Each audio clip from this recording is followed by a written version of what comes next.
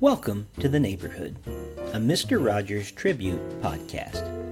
I'm your host, Rick Lee James of rickleejames.com, and I run the Mr. Rogers Quotes Twitter account found at Mr. Rogers Say.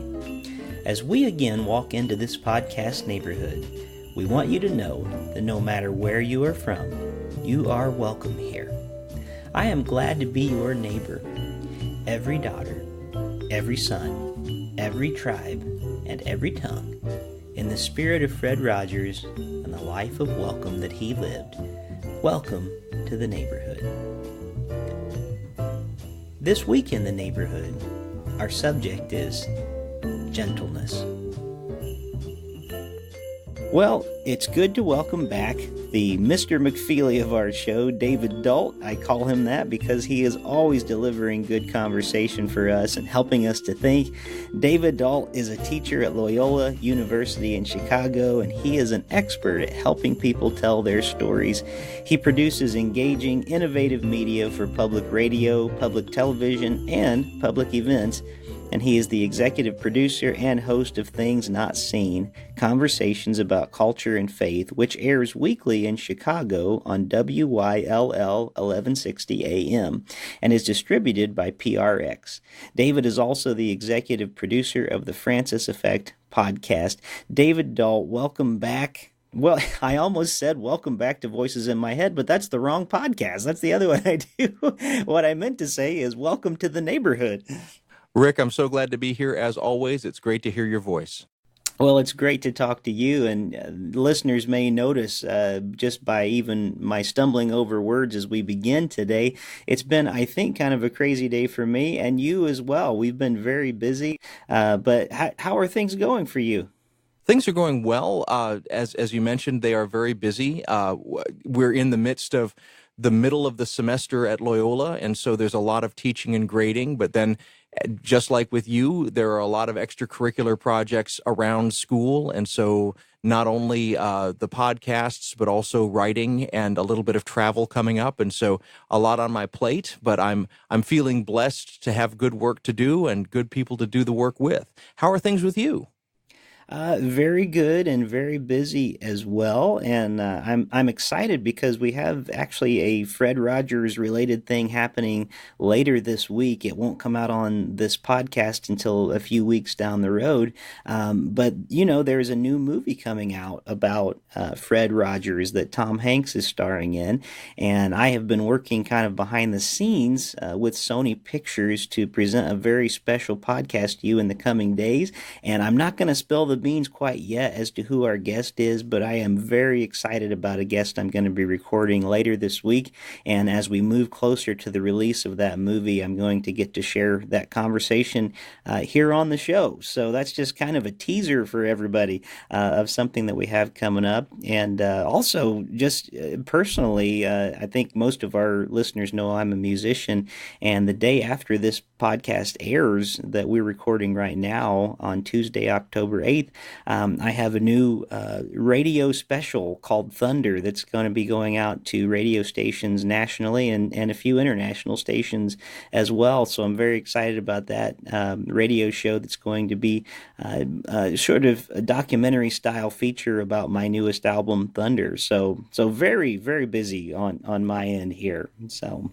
Well, congratulations with all of that. And while listeners are waiting to hear about your announcement with regard to the new movie and something special that you're cooking up on that front, if they're wanting something to fill the gap on Things Not Seen, I just got done interviewing Shay Tuttle, who's the author of a new book about the faith of Mr. Rogers called Exactly As You Are. And it's a wonderful book, and we had a very good conversation, so folks can check that out on my show, Things Not Seen. Well, I am really excited to hear that, and I can't wait to read that book. And you always make such wonderful podcasts and really great programs. And as always, I want to encourage people to check out the podcast page for Welcome to the Neighborhood, which you can find at fredrogerspodcast.com. And you can find out more about all of the great things that David is doing. And I can't wait to hear that conversation. So, David, today's topic is gentleness. And I wonder what we could have a discussion about today on the topic of gentleness. It is a huge one, and it certainly is something that I think most people associate with Fred Rogers when they think about him. Well, one of the things that came to mind when I started thinking about this topic, Rick, was how hard it is for men in our culture to be gentle. We are taught from a very young age that we are to be tough, we're not to show emotion, and I see it happen with my own son. I see my son get into a funk or get into some point where he starts to well up with tears, and there's a reflex in me that wants me to harden him and to get him tough. And I have to work against all of that programming. And it's not anything that I want to do, but it arises in me sometimes. And I wonder why it is that it's so difficult for us to have men be gentle in our culture. And I wonder if you have any thoughts about that. Well, I don't know if I could add a lot to the conversation more than what Fred had said. And I actually have a quote that is conveniently here in front of me right now that might have something to do with this conversation. It's actually talking about strength, but it also has to do with gentleness, even though the word is not used in the quote. But Fred Rogers said, "Most of us, I believe, admire strength. It's something we tend to respect in others, desire for ourselves, and wish for our children. Sometimes, though, I wonder if we confuse strength with other words, like aggression and even violence. Real strength is neither male nor female, but it is quite simply one of the finest characteristics that any human being can possess." And I just wonder if adding on a little bit to what Fred says in that quote there, maybe we do tend to confuse strength with things like aggression and violence. And maybe if we think we're being gentle, which really gentle is not a word that means you can't be strong. Actually, it takes a lot of strength to be gentle, I think, and maybe even more strength to be gentle. But I do think that there is a real problem with confusing those things in our society, and I mean we see it everywhere, from the things that we read and shows that we watch on television to even movies. We really do seem to admire aggression and violence. If that wasn't the case, we wouldn't have so many action movies that are so popular right now. And yet, how many movies or media that we consume, how many of those type things really aim at males that it's okay to be gentle, and that is actually something that we should value. Rick, as you were talking just then, the images that came into my mind were of figure skaters and ballet dancers. And I think about a ballet dancer who can lift his leg so high and then bring it down to the ground with the lightest touch and make it look so effortless, but how much strength and control and training that takes. And so when you said that being gentle actually takes a lot of strength, that was what came into my mind. The fluidity and the grace is not a matter of random motion. It's a matter of discipline and control and tremendous time spent building up muscles and the ability to be strong. But with that strength comes these light touches and these beautiful movements. And to me, I think that's what we're talking about. And it gets back to something that I've said often about Fred Rogers on this show, and that is he spent a lot of time disciplining himself to be kind and to be temperate and to be even in his demeanor with people. But that doesn't mean that he never got angry, and that doesn't mean that he did not have a quiet strength, but it was a strength nonetheless, wasn't it? Yes, definitely. And again, we I feel like we could just fill volumes with his example of being so disciplined and having so much strength in that regard. And yet, I think in his time, Fred Rogers was almost mocked. He was mocked, by people who were considered to be the tough guys of our society, and his gentleness was not seen to be cool. But I think as time has gone by and we've seen maybe that the boastfulness of people is not so attractive after all. I think we're seeing all the time how truly appealing this controlled, what I would call not just gentleness but meekness, as we're going to hear later in the show, this controlled strength, this controlled power, even is really something that is so valuable. And Fred, you're right. He just exhibited that in so many ways, whether it was his discipline to write back every letter like we talked about last week, or his time that he spent swimming every day, or the time that he dedicated to spending time in prayer each morning early when he woke up, or even his rigid bedtime. He made sure he was in bed pretty early every night. But he was a person of great strength in that regard. I think that it's much easier to be lazy and not have those routines, but he was so productive and had so much output because of that, and because of the way that he was sort of rigid in his gentleness. I don't know. I don't know if that's the best way to put it or not. Well, it makes me think, Rick, of there's a cartoon that goes around every once in a while on the internet, on Facebook and on Twitter, and those that are younger may know the comic book character from Marvel, the mighty Thor, and he carries a hammer and he's very, very strong. And in the movies, they joke about how he's always boasting how he's the strongest of the superhero team that he's on. But in this particular cartoon, his hammer is sitting on the ground, and Mr. Rogers walks by and picks it up. And the thing about the hammer is that it can be wielded only by those who are worthy. And usually the story is that, Thor is worthy because he's so strong and he's so valiant of a warrior.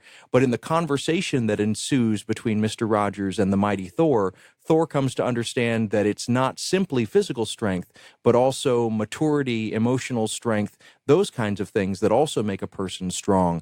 And that just speaks to exactly what we're trying to say, is we so often mistake physical strength for true strength, where restraint, discipline, and the ability to control oneself can be as much or more of an example of true strength and masculinity in many ways than sometimes we're told by our culture. Hmm. Yeah, that's very true. I do remember that cartoon. I'm going to have to look that one up again because it has been shared several times, and especially on the at Mr. Rogers Say Twitter account, that has come up more than once or twice for sure. People share that all the time. But I really like your analogy on that, and thank you for that, David. Well, there is a lot to think about when we think about the gentleness of Fred Rogers. And it may have been one of his defining characteristics. I think all of us would agree when we watch his show. He comes across as a very gentle person. But again, that does not mean weak, and it does not necessarily. It does not at all mean that a person is lacking in anything. I really admire that about Fred, and I admire that about friends that I have and people that I see. And we talked about being parents here a few moments ago too. Do you ever have trouble, David, um, being gentle with your children, in the sense that when you get frustrated? For me, sometimes I don't like this about myself, but sometimes I feel like I snap too soon and I'm not as gentle as I should be with my son. Do you ever struggle with that? Yes, I do. And as as our children have grown, we have instituted in our home uh, a rule that no one touches anyone else without asking permission first, and that means no violent touching, certainly, but also that means that I don't reach out and hug my children without asking them first. And there's reasons why we do that, but one of the reasons why is exactly what you're saying, because in our culture, it is possible to become physical too fast before you think about it. And we have tried in our house to slow that down, both amongst the children, but also from parents to children, to make sure that we're taking time to use our words first before we intervene with a sort of a hot temper, and that was a hard learned lesson for us, but it has been one that has paid off in our household, and it's not for everybody. I mean, I tell some people that I don't hug my children without asking them first and getting their permission to touch them, and they look at me funny. But there are reasons why we do that in our household, and for our household, it works for us. It may not work for everyone, but yes, it is absolutely something that we have thought about, that we have struggled with, and that I, as a parent, have struggled with because of my background, Rick, and because I was raised in a household where violence was the first option. There are reflexes in me that I am trying desperately to unlearn and to undo. And until I know that that wiring is gone, I want to make sure that I have everything working for all the people in my family to make sure that everyone feels safe at every moment. Yes. Well, and I admire that. That's actually not a bad idea at all. And I had not really even thought about that before, but I really like that idea of asking permission, and I think that really would go a long way in helping our children understand that touch is a sacred thing, and it is something that for it can be used in very good ways, and it helps us to teach them to protect them from bad touch as well. So I appreciate what you have shared today, and the gentle spirit that you bring when you bring those kind of words to us. And you know what? Speaking of good and gentle spirits, we have had quite a few people on Twitter over the last few weeks that have given us some really wonderful comments, haven't we? Yes, we have, and have shared with us that they're listening and that what we're saying is meaningful to them. I just want to say how thankful I am, first, that people are listening, but that we have the opportunity to do some good in a media landscape, Rick, that you've said this before, oftentimes is so negative and so toxic. It's nice to be able to say something good and have it echo out into the world and have it sort of touch the hearts of people that need to hear it.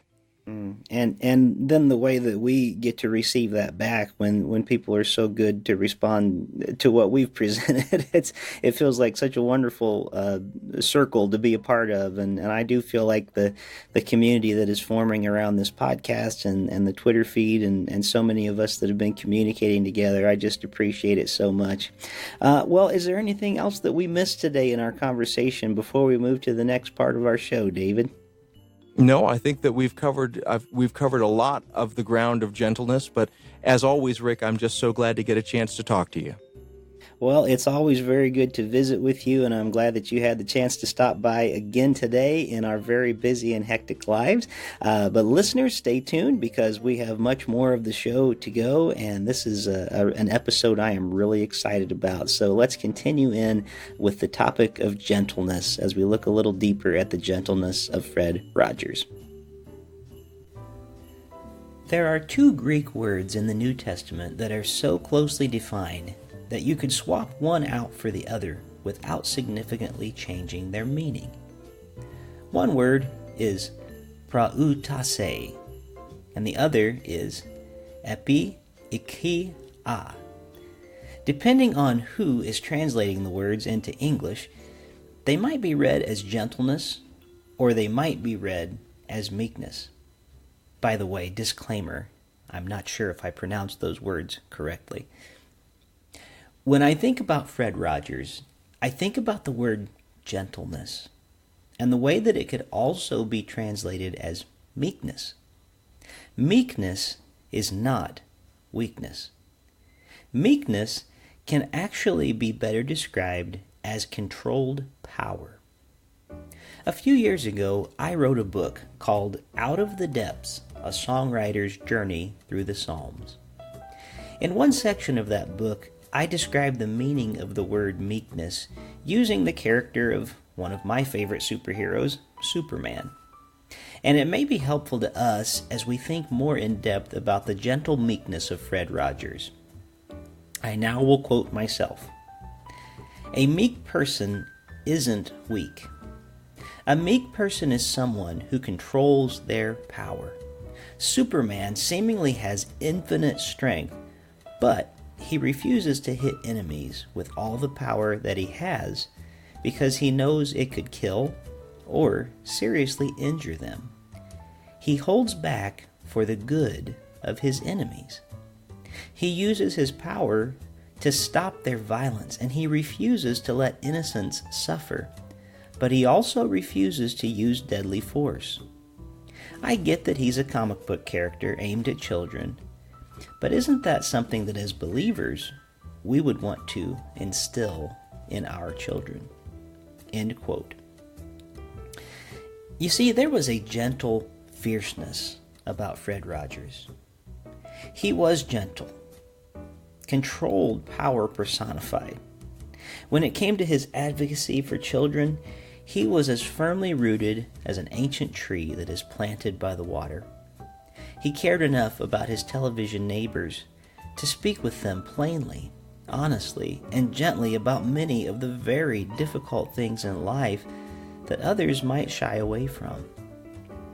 He spoke to children about the death of a pet, assassination, broken marriages and divorce, bigotry, anxiety, war, what to do with our anger, and discipline.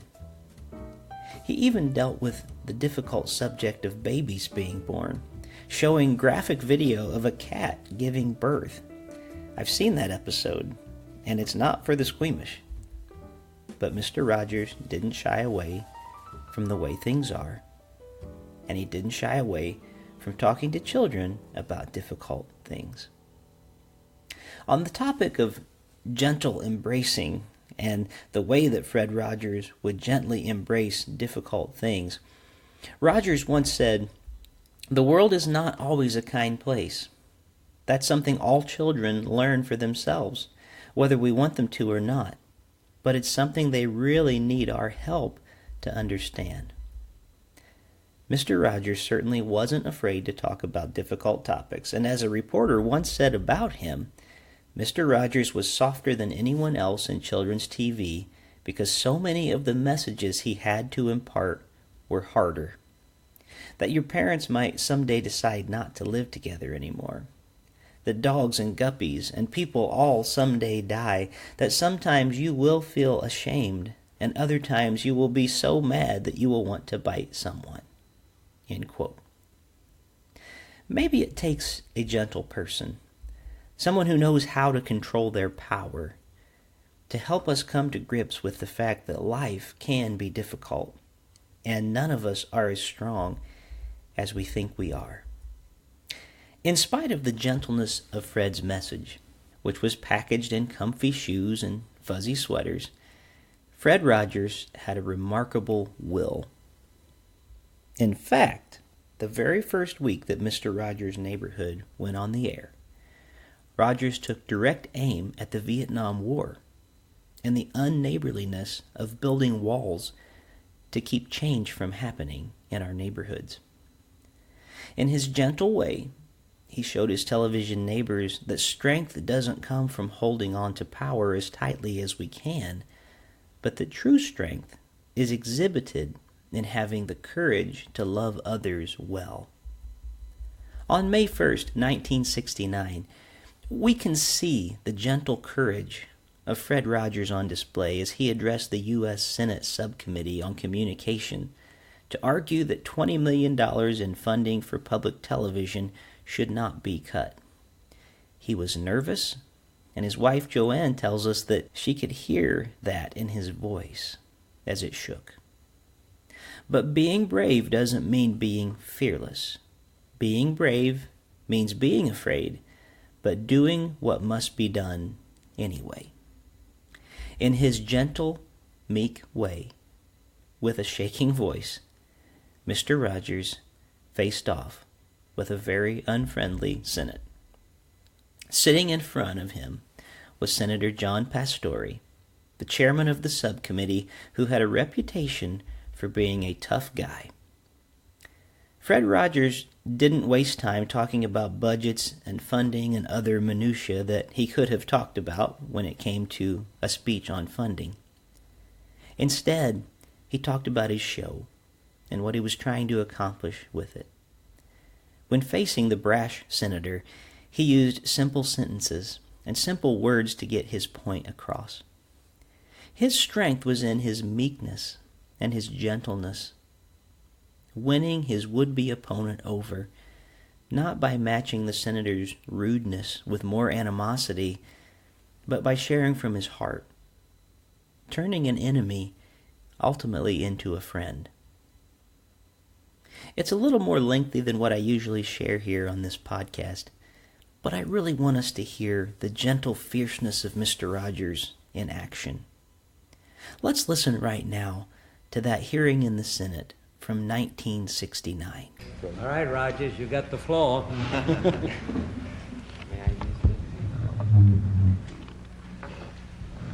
Senator Pastore, this is a philosophical statement and would take about 10 minutes to read, so I'll not do that. One of the first things that a child learns in a healthy family is trust, and I trust what you have said that you will read this. It's very important to me. I care deeply about children. My first children... Will it make you happy if you read it? I'd just like to talk about it, if it's all right. Sir. Okay. My first children's program was on WQED 15 years ago, and its budget was $30. Now, with the help of the Sears Roebuck Foundation and National Educational Television, as well as all of the affiliated stations, each station pays to show our program. It's a unique kind of funding in educational television. With this help, now our program has a budget of $6,000. It may sound like quite a difference, but $6,000 pays for less than 2 minutes of cartoons, 2 minutes of animated, what I sometimes say, bombardment.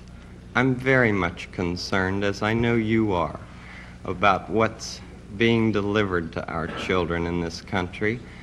And I've worked in the field of child development for 6 years now, trying to understand the inner needs of children. We deal with such things as the inner drama of childhood. We don't have to bop somebody over the head to make him to make drama on the screen. We deal with such things as getting a haircut, or the feelings about brothers and sisters, and the kind of anger that arises in simple family situations. And we speak to it constructively. How long a program is it? It's a half hour every day. Most channels schedule it in the noontime as well as in the evening. WETA here has scheduled it in the late afternoon. Could we get a copy of this so that we can see it?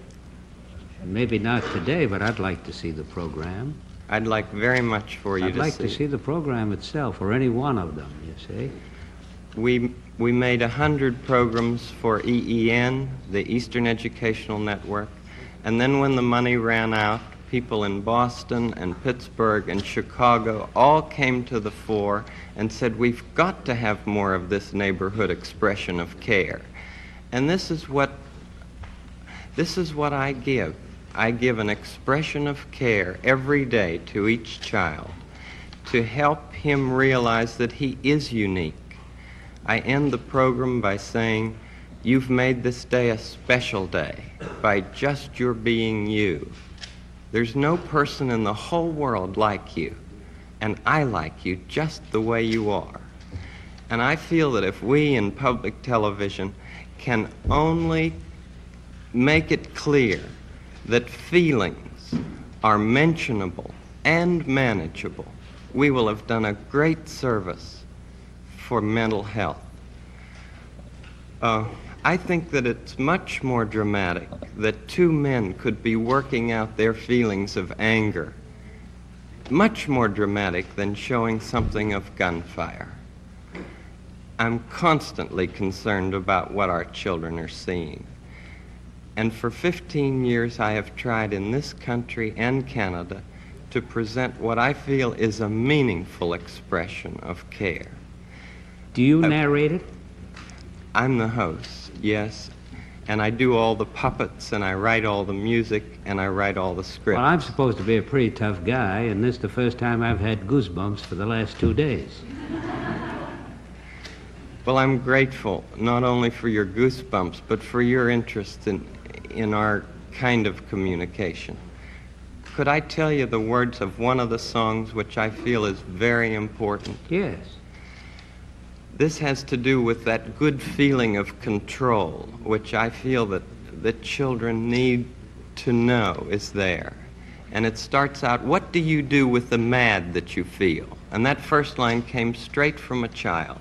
I work with children, doing puppets in very personal communication with small groups. What do you do with the mad that you feel? When you feel so mad you could bite. When the whole wide world seems oh so wrong, and nothing you do seems very right. What do you do? Do you punch a bag? Do you pound some clay or some dough? Do you round up friends for a game of tag or see how fast you go?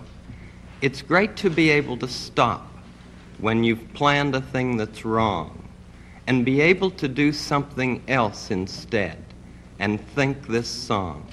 I can stop when I want to, can stop when I wish, can stop, stop, stop anytime. And what a good feeling to feel like this and know that the feeling is really mine. Know that there's something deep inside that helps us become what we can. For a girl can be someday a lady, and a boy can be someday a man. I think it's wonderful. I think it's wonderful. Looks like you just earned the $20 million.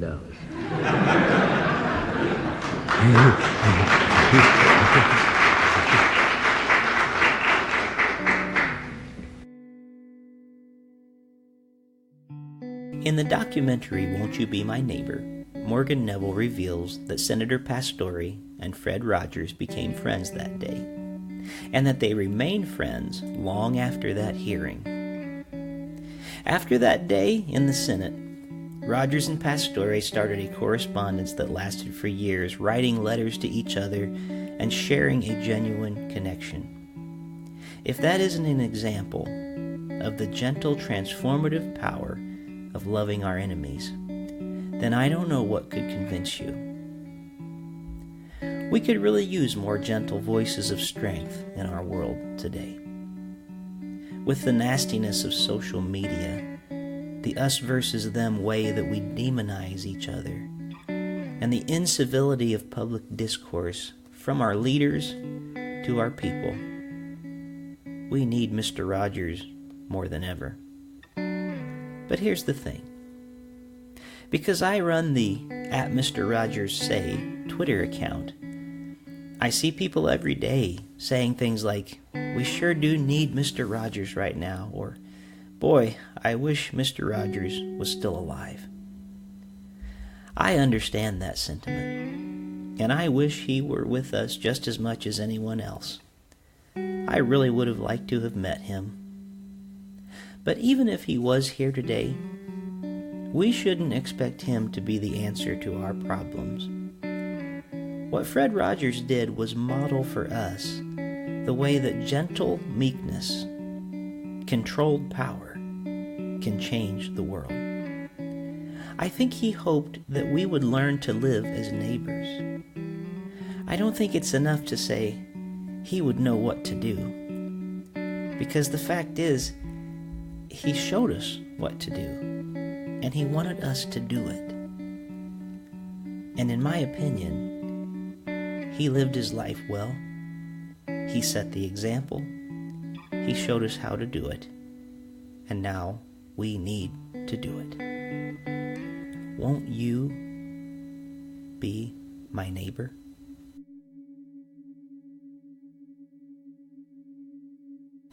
Thank you for joining us here this week in the neighborhood.